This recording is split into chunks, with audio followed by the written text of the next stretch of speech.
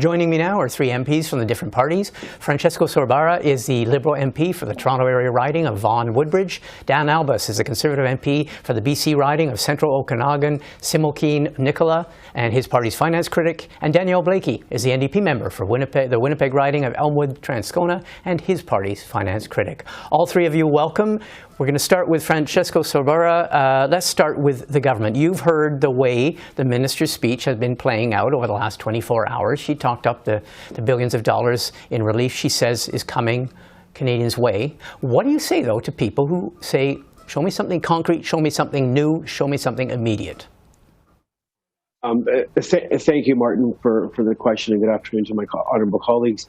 What I would say is, look, at this moment in time, we know that Canadian families and Canadians from coast to coast to coast are being pressured by inflation.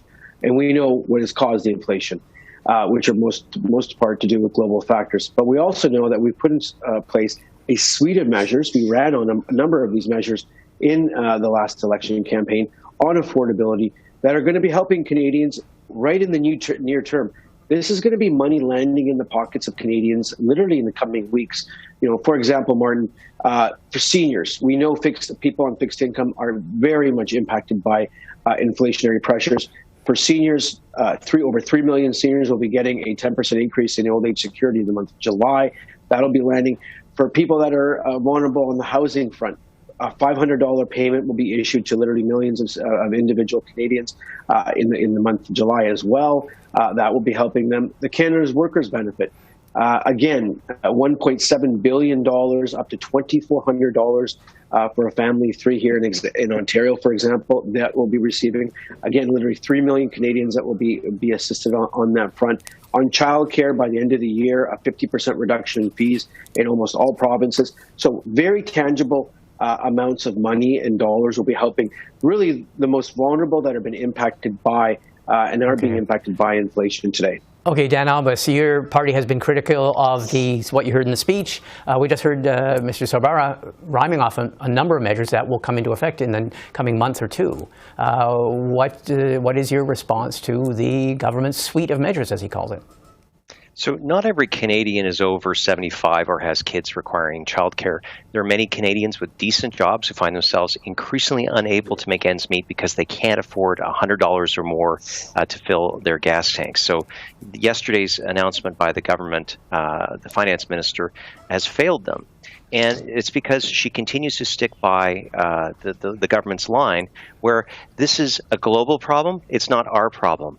They need to get rid of the lectern. They need to stop lecturing to Canadians. They need to actually start doing some concrete measures, like we've been calling for a GST cut on gasoline, get rid of the GST on home heating or electricity, and also stop fueling inflation. So put a cap on discretionary spending.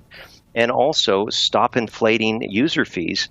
Morneau, when he was the finance minister, put in place in 2017 an escalator that basically means anything from national parks to ports, automatically user fees go up lockstep with inflation. These are the things that she could be doing. But you know what, Martin? They don't listen to anyone. They're not even listening to Canadians. So simply recycling what they've done in the last two budgets isn't new, and it won't help. Okay, Daniel Blaikie, you are supporting the government in terms of your supply and confidence agreement with the government. You're going to be supporting them for the next few years. What do you make, though, of the latest measures or lack thereof concerning inflation? Well, the supply and confidence agreement does two things. One is it means that on certain confidence votes or important votes that would cause an election otherwise, we've agreed not to topple the government. That doesn't mean that we're supporting the government in everything that they do. Right. And I think this question of inflation is an important example where we're proposing things that would help people now. Just because many factors driving inflation are beyond the government's control doesn't mean that there isn't anything that they can do to help in the meantime. And we've certainly heard from a lot of Canadians, you don't have to go far at all to know that people are really struggling right now. So that's why we've talked about, for instance, increasing the GST rebate. We've talked about adding to the Canada Child Benefit for this year in the face of inflation. But the other thing that we've talked about, and I think it's important for Canadians who may not be the object of this to know that this is happening, the government is currently garnishing people's employment insurance payments and all sorts of other payments that are going out to families who have some CERB debt with the government. These are families that are pinched for cash right now. Many of them are already living in poverty.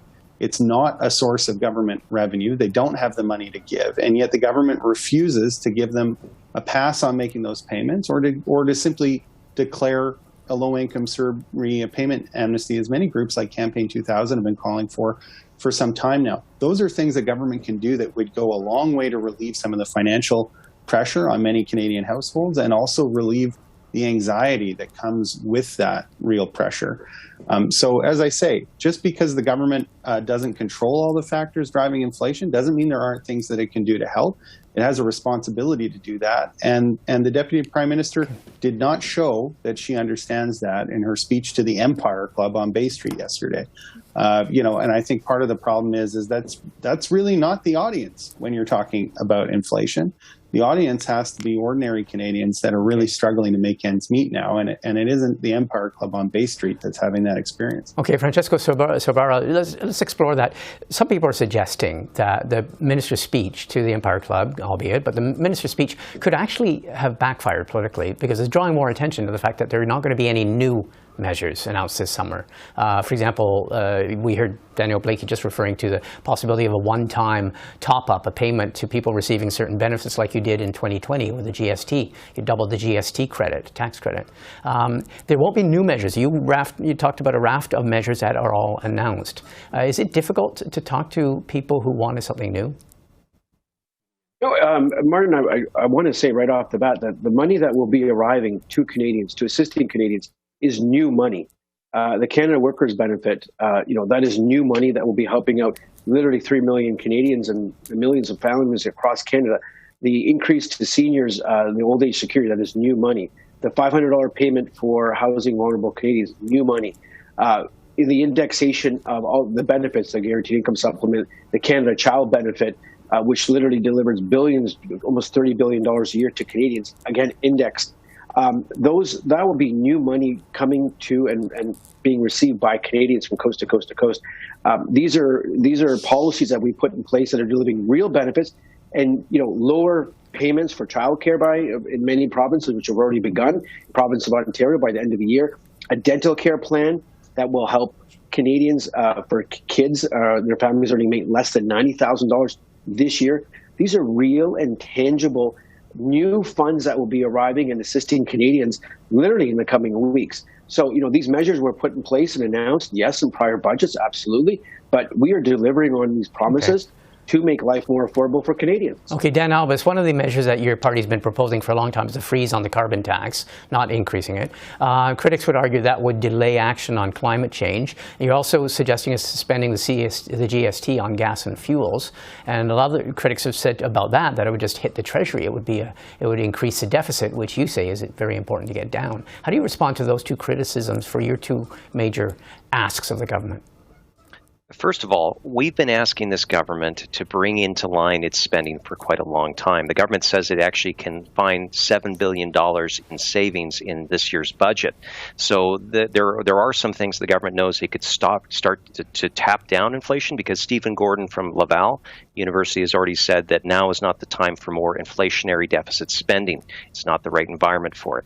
But when it comes to windfall profits, the only windfall profits are coming right now is to the federal government, because it is receiving more money because as prices go up, taxes go up.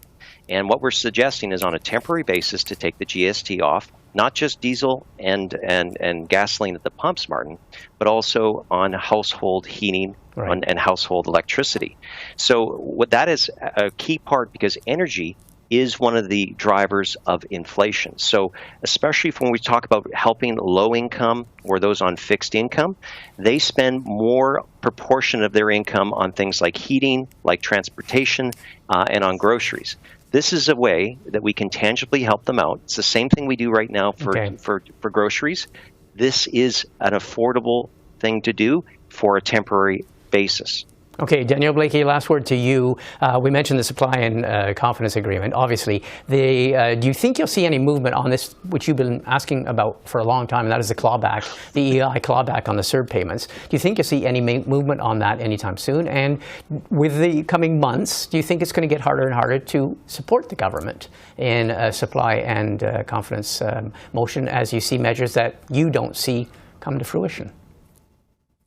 Well, I mean, what's critical for us is the delivery of the dental care piece. And, you heard it in Francesco's own talking points. They'd like to talk about childcare too. That was something that we pushed for a long time and ran on many times before the Liberals finally decided that not only was it possible, but it was something that they were going to do. We're here to continue to push on those issues, regardless of what the government of the day is doing, and to try and get them to do more of those things that we believe are going to help Canadians and that we ran on at election time. I think what's different about the inflation problem is that it's urgent and it's acute. It was something that wasn't on the radar last fall, for instance.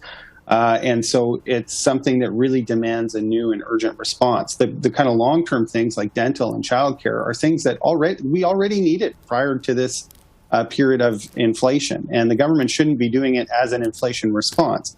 There's something that's needed above and beyond that. And so when we see the government, for instance, chasing people for CERB repayments in a context where they already don't have enough money to pay their monthly bills, a compassionate thing that government can do that's pretty cost neutral because the money's not coming in the door anyway, would be to put a hold on requiring those repayments. And for people already living in poverty as their normal daily life, should be relieved of that debt burden altogether so that they can start picking up the pieces of their lives and try to find their own way to financial sustainability.